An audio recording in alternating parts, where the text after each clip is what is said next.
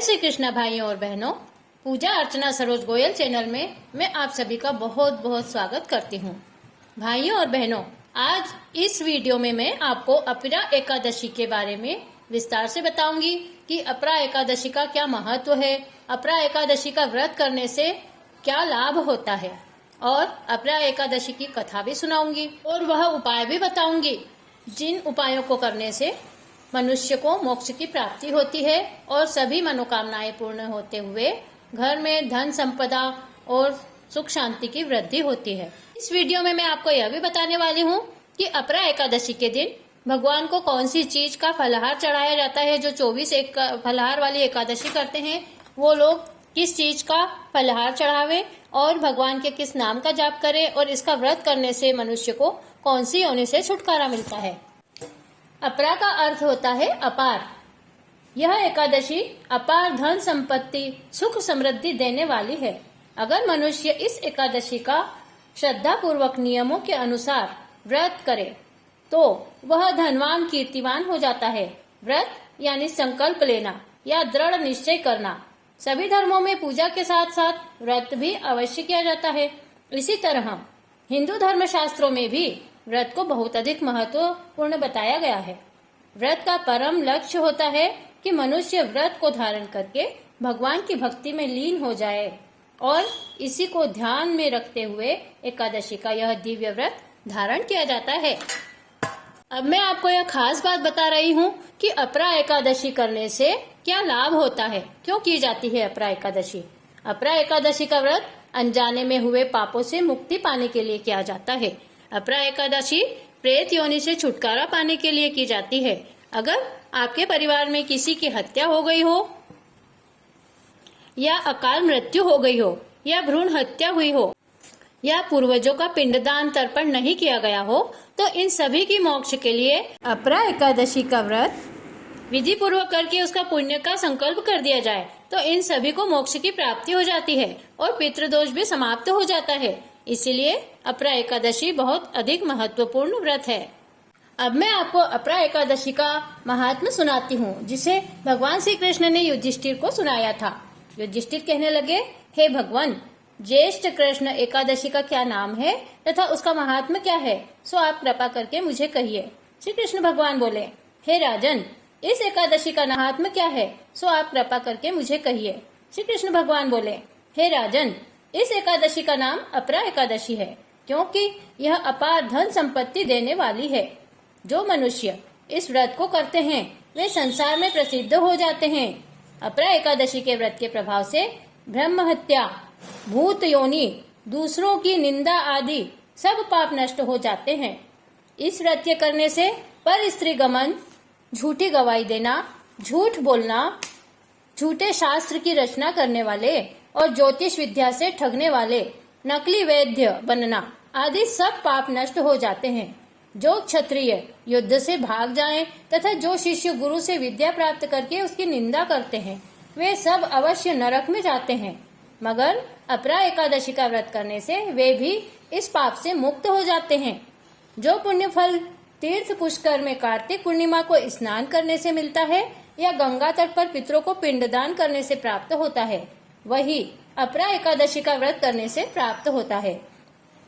माघ मास में जब सूर्य मकर राशि पर स्थित हो तो प्रयागराज के स्नान से, शिवरात्रि का व्रत करने से, बृहस्पति के सिंह राशि पर स्थित होने पर, गोदावरी नदी के स्नान से, कुंभ में केदारनाथ तथा बद्रिका आश्रम की यात्रा करने से, सूर्य ग्रहण में कुरुक्षेत्र के स्नान से, स्वर्ण अथवा हाथी घोड़ा दान करने से, यज्ञ में स्वर्ण दान करने से अथवा अर्ध प्रसूता गो दान करने से जो फल मिलता है वही पुण्य फल अपरा एकादशी का व्रत करने से मिलता है।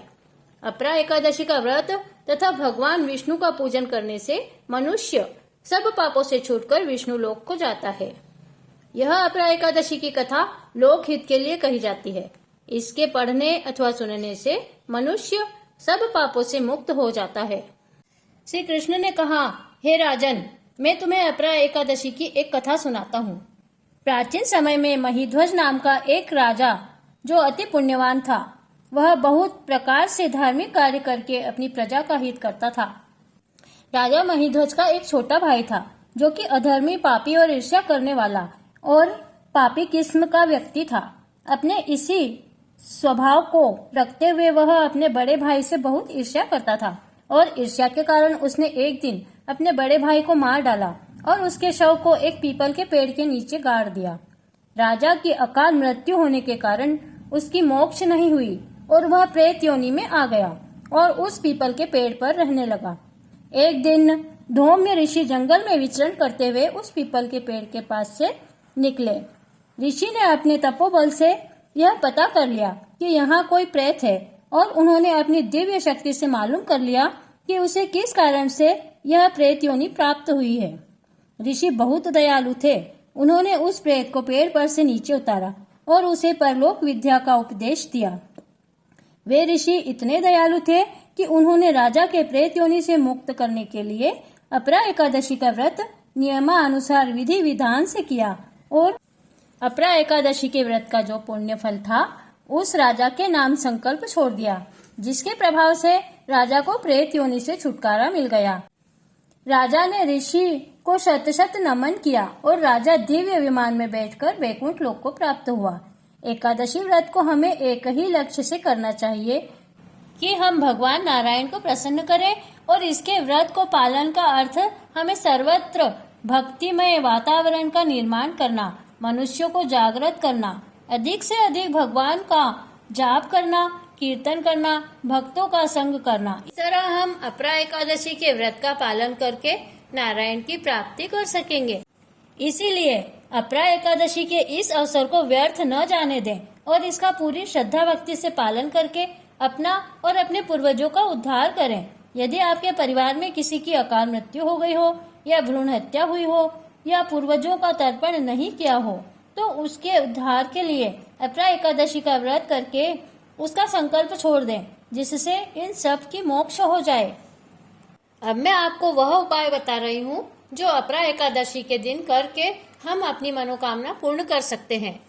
तो मैं आपको पहला उपाय बता रही हूँ कि अपरा एकादशी के दिन तुलसी देवी के समक्ष शाम के समय अपनी मनोकामना मन में लेकर घी का दीपक जलाने से मनोकामना पूर्ण होती है और अपने घर की तुलसी की पूजा करके कृष्ण महामंत्र का जाप करना चाहिए।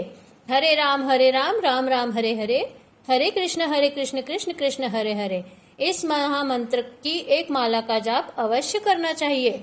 आपको मैं दूसरा उपाय बता रही हूँ कि इस दिन तुलसी के पौधे का दान अपने मित्रों को, परिवारजनों को या जो भी पूजा पाठी लोग रहें उन्हें अवश्य देना चाहिए, क्योंकि तुलसी श्री कृष्ण को अति प्रिय है।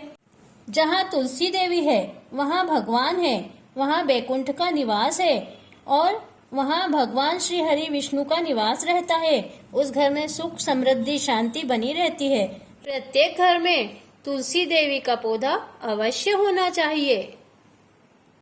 आपको एक महत्वपूर्ण तीसरा उपाय बता रही हूँ जो कि अपरा एकादशी के दिन अवश्य करना चाहिए। इस दिन गीता ग्रंथ का दान अवश्य देना चाहिए। ऋषि धौम्य ने भी राजा महिध्वज को एकादशी व्रत के पुण्य के साथ परलोक विद्या का दान प्रदान किया था। इससे उनकी मुक्ति संभव हुई।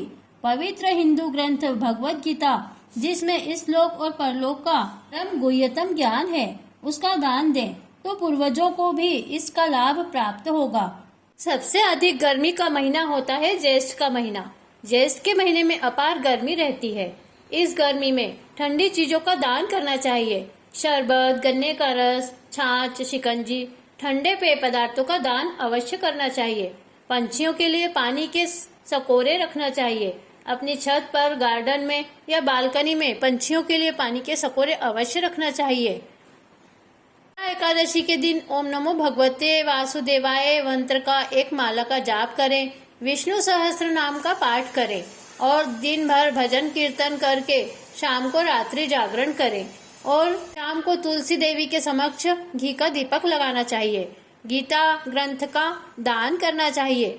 यह सब करने से अपरा एकादशी का फल अवश्य प्राप्त होता है।